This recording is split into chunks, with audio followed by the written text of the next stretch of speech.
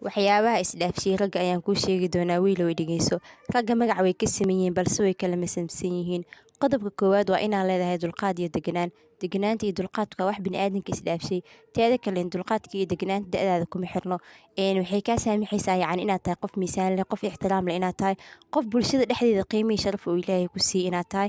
Deganaanta hadaa kala dhigi socodka iyo hadalka labadaba waa lagu kala yahay.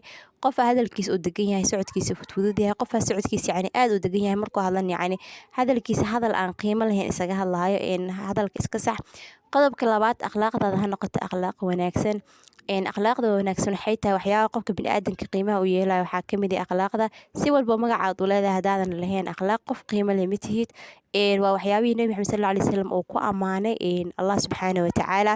Tan kale inta dhaqankaaga ha wanaagsanaado noqo qof dhaqan aad u wanaagsan leh oo ummadda hormuud u noqon karo. Teeda kale inta ragga qaar waxay aaminsan yihiin farxadda oo keliya in laga rabo iyo qosolka haweenka saas maahan. Noqo qof dabeecad wanaagsan, dabeecadaada wanaaji. Qof qamarjiyo macaanka ah cid u baahan ma jirto. Lahaa qof naxariis badan noqo.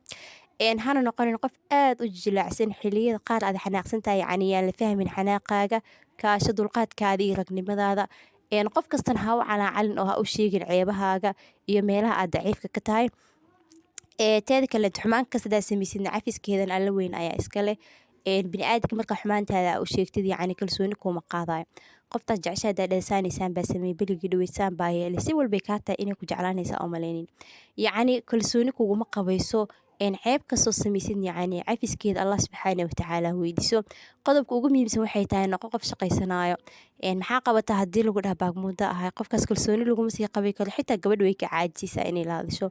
Waa shaqaystaa ceeb maahan. Waxaad doontid ka shaqeey shaqo ceeb maahan laakiin muhiimaddu waxay tahay qonni ragoo wax qabsanayaan ayaan ahay dheh. Teeda kale ragga qaar way is yareen dumarka nimanka is yareen da'dooda hoos u dhigana ma jeclo.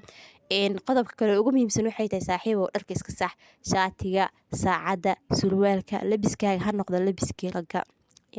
Suudad qurux badan gasho.